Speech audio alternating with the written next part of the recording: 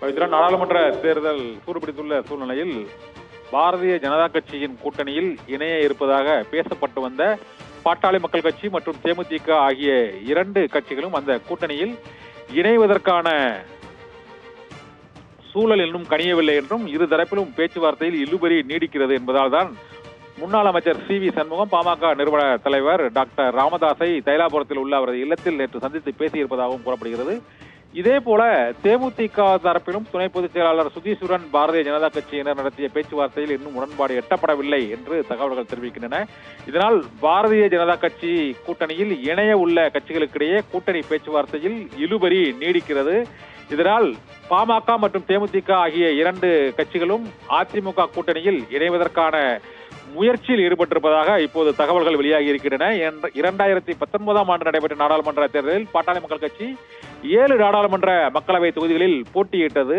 இந்த முறை 12 தொகுதிகளில் போட்டியிட விரும்புவதாகவும் ஒரு மாநிலங்களவை எம்பி பதவி தர வேண்டும் என்றும் கோரிக்கை விடுக்கப்பட்டதாக கூறப்படுகிறது. இதே போல தேமுதிக தரப்பிலும் இந்த தொகுதிகளின் எண்ணிக்கையுடன் மாநிலங்களவை எம்பி பதவியும் ஒதுக்கீடு செய்யப்பட வேண்டும் என்று பாரதிய ஜனதா கட்சியின் தலைமை குழுவினரிடம் வலியுறுத்துவதாக தெரிகிறது. இதனால் பாரதிய ஜனதா கட்சி கூட்டணியில் பாமக தேமுதிகவிடம் இதுவரை தொகுதி உடன்பாடு எட்டப்படுவதில் இழுபறி தொடர்ந்து நீடித்துக் கொண்டே இருக்கிறது. இதனால் பாரதிய ஜனதா கட்சியின் கூட்டணியில் பின்னடைவு ஏற்பட்டிருப்பதாக தகவல்கள் வெளியாகி இருக்கின்றன. முக்கியமான இரண்டு கட்சிகள் அங்கு பாரதிய ஜனதா கட்சியின் கூட்டணியில் இணையவில்லை என்றால்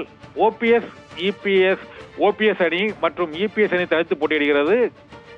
ஓபிஎஸ் அணி டிடிவி தினகரன் ஆகியோர் மட்டுமே பாரதிய ஜனதா கட்சி கூட்டணியில் இணைய இருக்கும். மற்றபடி அங்கு புதிய நீதி கட்சி மற்றும் புதிய தமிழகம், தமிழ் மாநில காங்கிரஸ் உள்ளிட்ட கட்சிகள் மட்டுமே அங்கு பாரதிய ஜனதா கட்சியின் கூட்டணியில் இணைவதற்கான வாய்ப்பு இருக்கிறது. சிறிய கட்சிகள் இணைவதால் பாரதிய ஜனதா கட்சியின் கூட்டணி மேலும் பலவீனம் அடையக்கூடிய ஒரு சூழ்நிலை ஏற்பட்டுவிடும் என்பது இப்போது வெளியாகியுள்ள அந்த கூட்டணி பேச்சுவார்த்தையில் ஏற்பட்டுள்ள இழுபறியின் மூலமாக தெரிய வருகிறது.